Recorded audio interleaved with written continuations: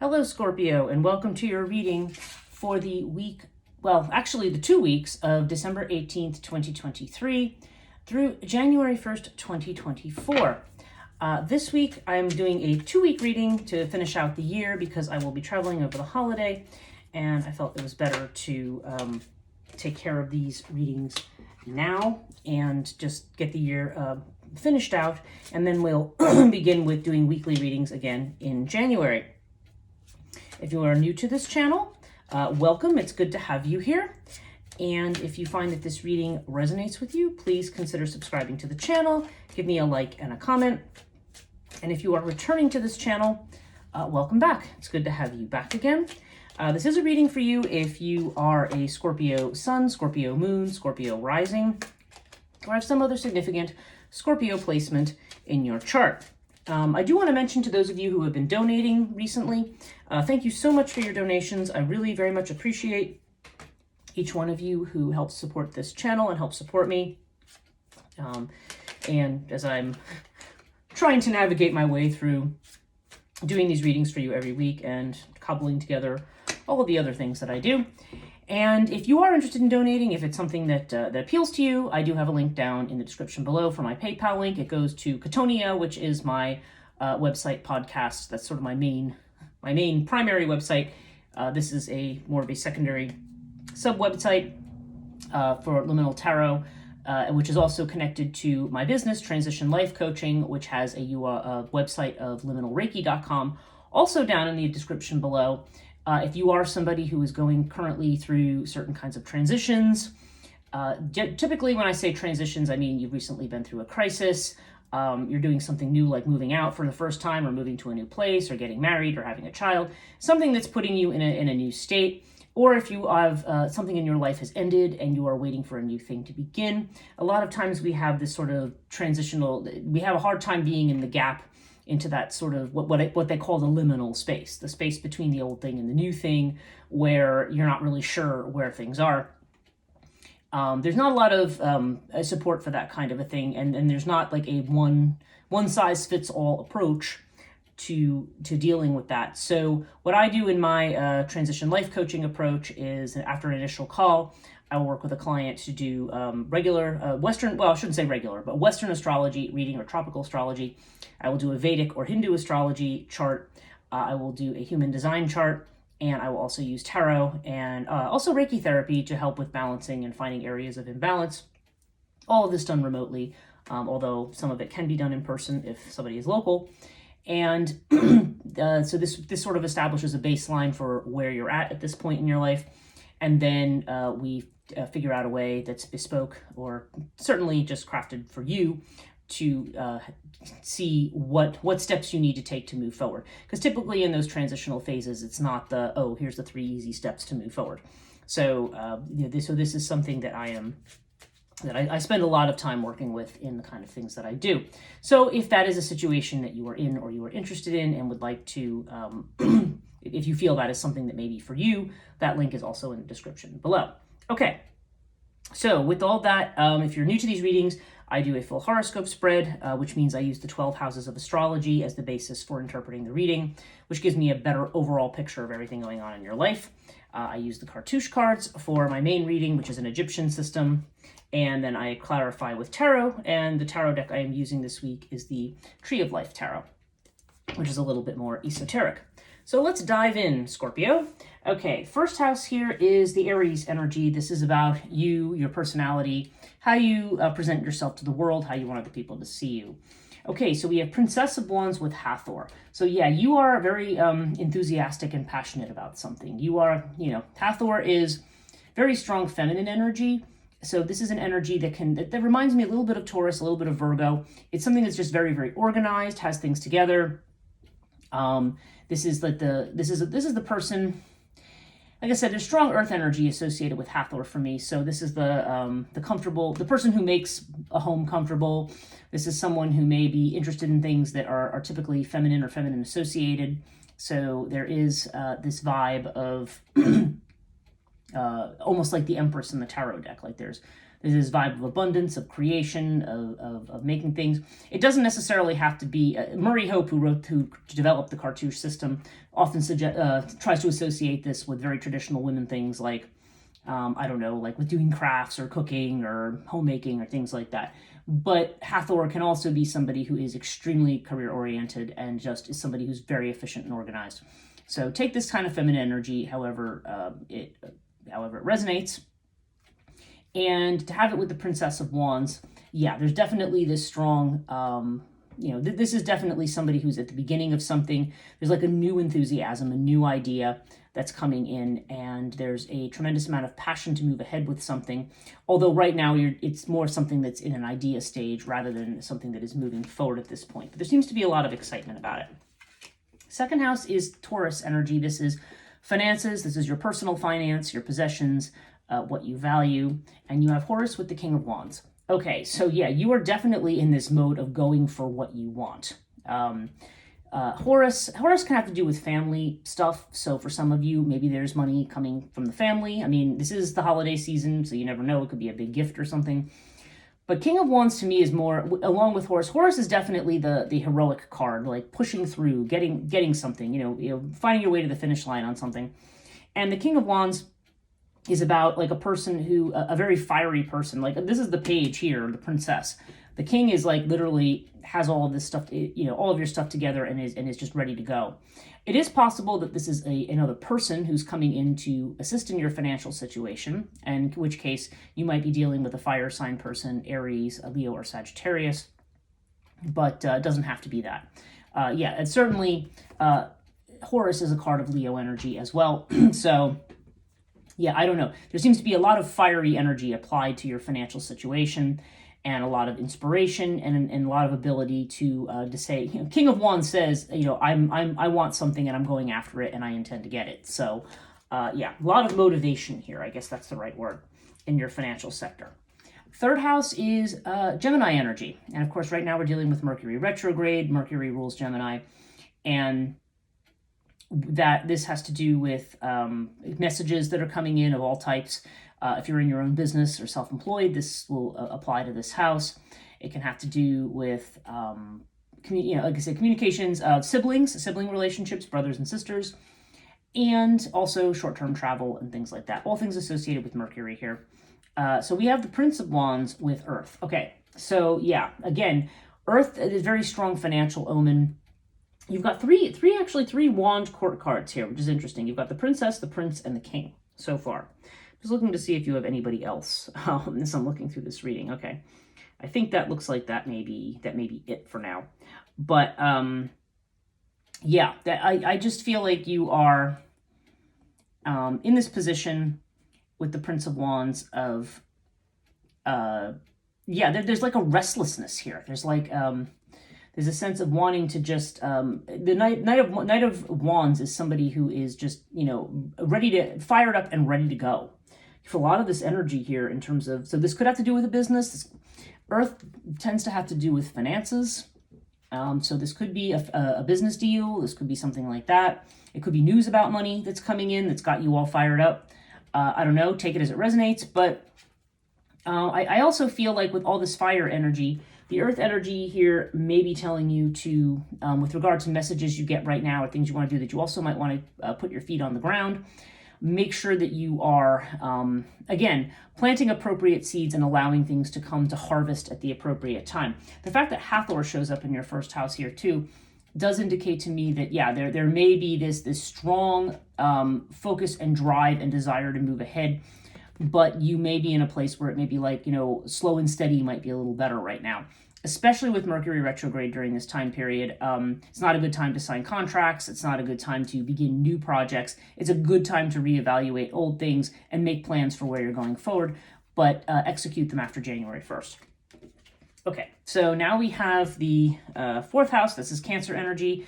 This is home, family, your ancestry. Like I said, it could be your physical, literal home environment, or it could be your sense of feeling at home as well. It can also have to do with the mother. So you have the Six of Wands with Osiris. This is great. Yeah, again, more fire, more double fire. You're very fiery reading so far here, Scorpio, for a water sign. This is about victory, about overcoming something. Osiris is Sagittarius energy. It's about leadership, okay? About demonstrating leadership and being firm in your judgments, like trusting yourself, okay? Osiris is definitely about trusting your own ability. And again, all these wand cards here are definitely also an indication of that. And the Six of Wands is a card of leadership, and you've got 2 cards of leadership here. So this is either a situation connected to your physical home or to your family in which you are the person who's being called to step up and answer the call of leadership in a particular situation. So take that as it resonates. It's interesting because Osiris is a strong father energy in the mother house. So, that is interesting. Okay, 5th house is Leo energy. This is creativity. It can be children, love affairs. Obviously, all 3 of those things may not apply. But we have a Prince of Pentacles, which is a Knight of Pentacles with the Sphinx. Okay, this is definitely saying with regard to, okay, we take it as it resonates. It's either a love affair, a situation with a child, or with some kind of creative project. This is definitely telling you to wait on something, okay? Sphinx is definitely the sense of sit back, be patient, wait and see how something comes out. Prince of Pentacles is like the Knight of Pentacles, and again, that's that slow and steady energy of Earth. This is the one night when you actually look at it in something like the Rider-Waite-Smith deck, for instance, where this is not a horse that's charging into battle. This is a horse that's standing still, okay? So I feel like there's something here that's developing. You may be waiting for something to be happening at the appropriate time. Like I said, if you have a love interest or someone you're interested in, it may be just saying, look, slow and steady right now. Don't rush things. Just wait and see. And again, it possibly has situations having to do with children, or if you are working on a particular project or venture right now, there just may be this sense that you need to take your time. Okay. 6th house is Scorpio energy. Virgo energy. This has to do with your health. It can have to do with worries and anxieties. It can have to do with employment in terms of a job that you might have, and potentially with domestic animals. You can decide if it resonates that way. Okay, you've got the 4 of Swords with water. So it's possible that you have been run down or sick, or you know somebody's been sick, because 4 of Swords indicates needing a period of a time out, a time to heal, okay? So yeah, you may be fired up, but maybe you're drained. Maybe you need a timeout. Water can indicate a need to maybe to take a respite by water. You might need to take a trip to a lake or a river or something like that. Maybe you just need to take a long bath. This has been coming up for a few people lately. So yeah, water definitely seems to be part of healing. Maybe you need to be drinking more water, okay? We have a number 4 here. 1 + 3 is 4, and this is card number 4. So I don't know. There may be some situation where the number 4 is significant. It could be 4 days, 4 weeks, 4 months. You can decide whether or not that's appropriate depending on the situation. If you are waiting on, if you are not feeling well and maybe waiting on figuring out when you're feeling better, well, like I said, 4 may be a significant number for you, potentially. But this is definitely a changeful situation. If you recently decided that you might move on for a job, or there might be a change in a job situation, that might be coming. And in this case, the 4 of Swords could potentially just mean that you need a respite before you make a change. So yeah, take that as it resonates. Okay, so now we've got the 7th house. This is Libra energy. So this is about partnerships. Committed partnerships usually, so legal partnerships like marriages, established business partnerships, or other significant relationships. And we have the 10 of Wands with Urias. Okay, so there's some kind of partnership situation. If you're married, this could have to do with your spouse. If you're in business, this could have to do with business partner.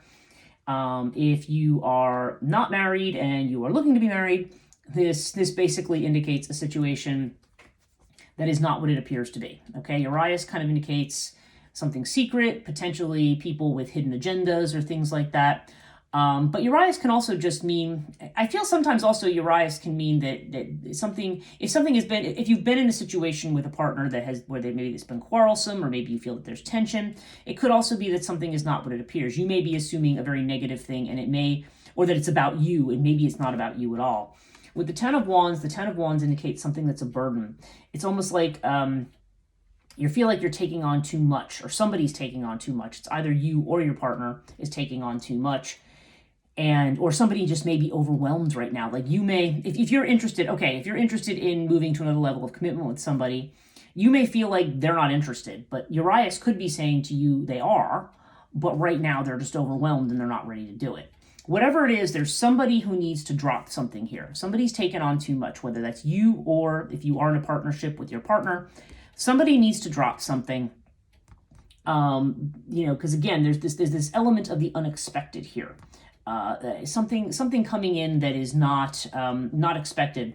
But I can tell you that my experience with Urias over the years is that it's generally, this can be a card of hidden enemies and things like that, but I tend to find that Urias is more about, just acting with care and caution and so forth. But it usually says that that there's some element to a situation that perhaps appears very negative, but actually isn't as negative as it appears to be. I always feel like Urias is saying, you're feeling worried or pessimistic about something, but there's something you're not seeing. And that's why, or something that's not going the way you expect it to go. So, so take that as it resonates in this house. But I feel like there may be some stress, and it could be due to a misunderstanding. Do remember that Mercury's retrograde, so misunderstandings with partners are definitely a possibility, and you've just got to be mindful of that so that you don't say or do anything that makes you be misunderstood.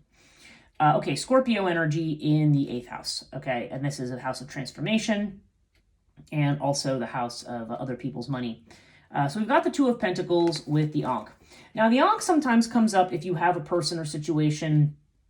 Sometimes Ankh has to do with life and death situations, but when Ankh shows up upright, it can say, okay, if there's somebody, let's just say it's a friend or a family member or somebody who you might think, oh, maybe this person's not doing well. Is this person going to live? Are they going to survive? I mean, if that is an issue, and that's obviously very specific only to certain people, Ankh would be saying, yes, there's life here, okay? Ankh is a card of life, of long life and good health. So if there's a death worry with somebody, then Ankh would be saying, no, there's not going to be a death, okay? Again, I need to be clear, however, that these cards do not interpret life and death. And even if I had seen this card in its reverse position, that still does not necessarily mean there's a death. Okay? I want to be very clear about that. A lot of people freak out with tarot because they think, oh, it's predicting death. I think this is more of a reassurance for somebody that, there's going to be, there's vitality in life, and there's not going to be a kind of change that's going to bring an ending of some kind, whether that be somebody's physical ending or some other kind of ending. So just keep that in mind. 2 of Pentacles can indicate this is a time when you're keeping a lot of plates spinning, so to speak. This generally comes up when we are trying to juggle multiple things. The word on this card is, harmonious change. So these are changes that are coming along that are natural, rather than something that is a cataclysm or a crisis of some kind. So you may be working through a lot of things right now. Yeah, I'm seeing this movement card down here as well. Yeah, I do feel like things may be changing. You may be anxious or worried about some of these changes or what they're going to mean, but I think everything is going to be fine, and this indicates a very good, healthy and happy and vital kind of energy that you're moving into in your own house. Okay, 9th house is Sagittarius energy. This is about expansion, so it's about long-distance travel. It's about higher education. It's about religious organizations, anything that requires deeper thought and expanding your knowledge. And also potentially legal issues. Okay, so you've got Wheel of Fortune with the Buckle of Isis. So lately it seems like you've been putting a lot of work into something. Maybe if you're a student, maybe you're at university and you are putting a lot of work in, maybe you're wondering, looking to reap the rewards of that. This can also have to do with, like I said, it could be something having to do with a long trip. Maybe you're making the sacrifice to make a long trip somewhere. Or maybe there has been sacrifices or changes to your deepest beliefs or your connections to certain communities. Or this can also indicate fidelity to those things as well, because Buckle of Isis sometimes indicates, being faithful to something in particular, or asking you to be faithful. But if it doesn't have to do with that, then this is definitely pointing to sacrifices we are making that will be rewarded. Buckle of Isis tends to be connected more to the idea of the woman in labor, right? It's the idea of all the pain and suffering of childbirth, yielding the child at the end, yielding the result, okay? And that's assuming you have a positive view of childbirth, which, there's people who do and there's people who don't, so that's why I say it that way. But, but there's definitely this sense of whatever is trying to be birthed here, it will be rewarded, it will come to fruition. Yeah, and you have it with the Wheel of Fortune. So the Wheel of Fortune indicates some kind of change or some kind of expansion that's beyond your control. It's like something that the universe is pushing you towards. It's going to be happening in your life, whether you want to or not. So this could be connected with a long trip. It could be connected with either a religious or institution or institution of learning of some kind, or something like that, or some kind of schooling.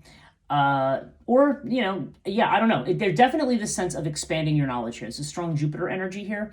So it's like saying you're putting the effort into this expansion, whatever it is. This is something that the universe is pushing you towards. They're saying it's right, and it's going to yield rewards. So that's a very good sign there. Okay, 10th house is Capricorn energy. This has to do with career, reputation, and fame, potentially the father. And wow, you've got the twins with the Magician. This is the third time the Magician, the twins has come up here in these readings that I'm doing this week. The twins says, you know, that there's some kind of partnership. It could be a partnership in your career. It could be somebody who is a mentor. It could be somebody who is helps you or supports you or pushes you forward in something that you're doing. The Magician here is Mercury energy, has to do with manifesting. So you are in the process of manifesting something for your own career and for your own, you know, your own reputation. If you're somebody, say, who's retired, whatever it is you're trying to express to the world right now, the Magician indicates you're in manifestation mode and you're in action mode. And that makes a lot of sense. I mean, seeing all this fire down here, you are definitely in go mode here, but there's definitely the sense that you are going to be assisted by somebody else, or you are going to be working with somebody else to achieve what it is you want to achieve or what you want to be known for here, or for a career change.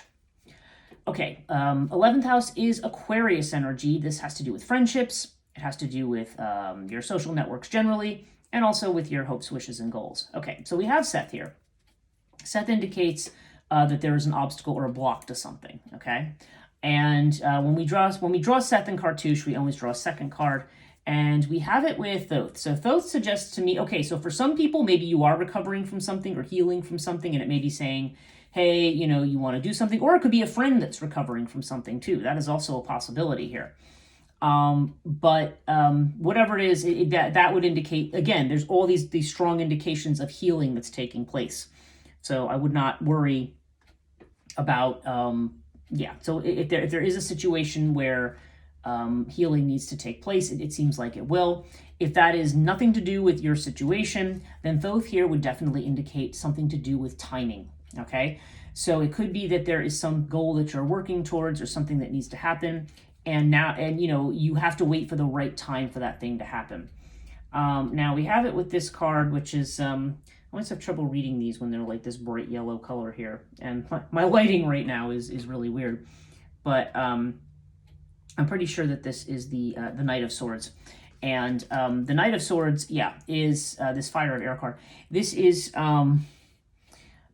So there's definitely this, there's definitely this, I want to call it a warning exactly, but just a caution not to move ahead too fast. This is generally a very impulsive energy. And again, with all this fiery energy down here, this is more air energy. This is intellectual. So this may be more about what's spoken, more about words or interactions.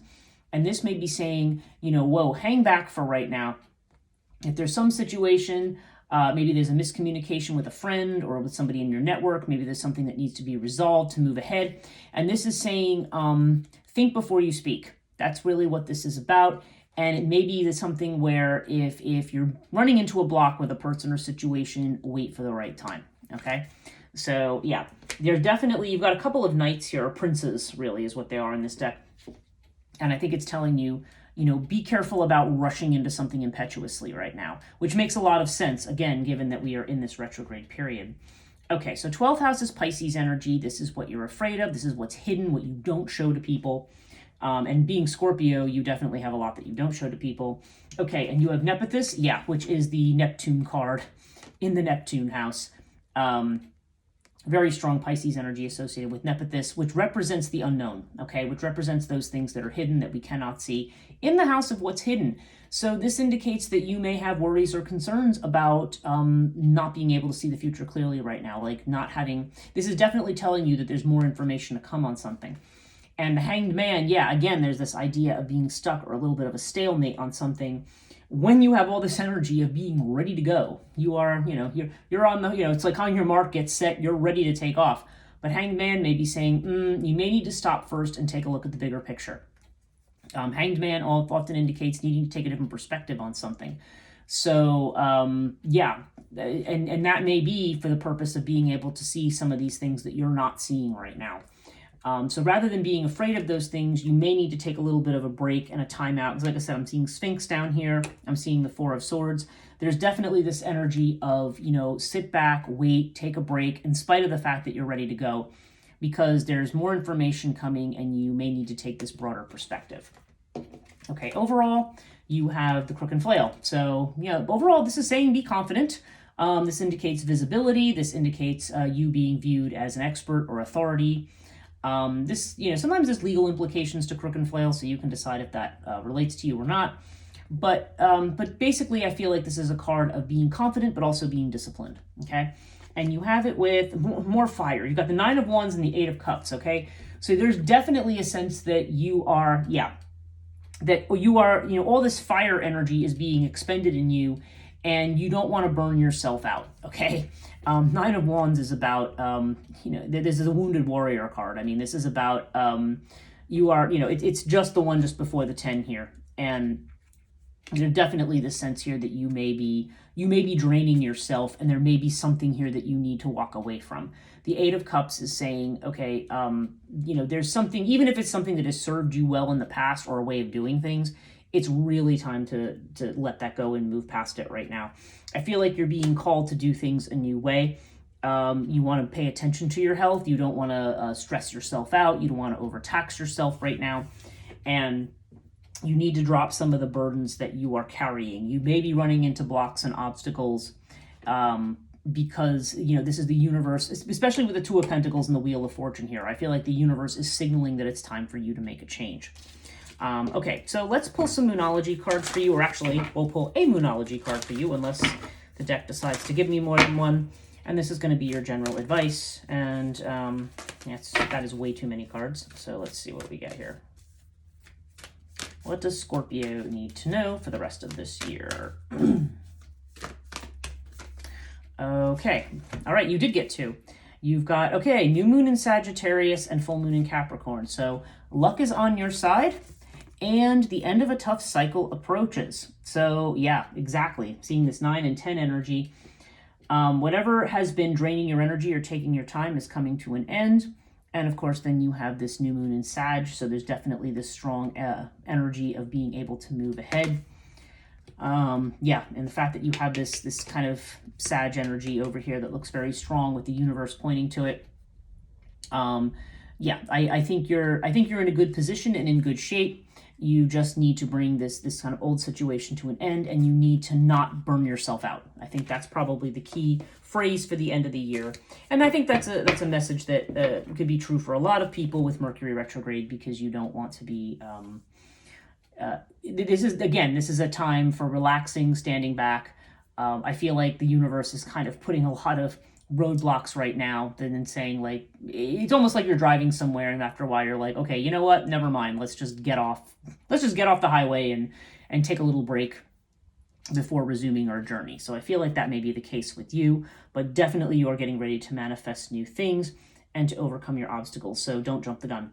Thank you so much, Scorpio. I hope this reading resonated with you. If it did, please consider, if you're not a subscriber, please consider subscribing, giving a like and a comment.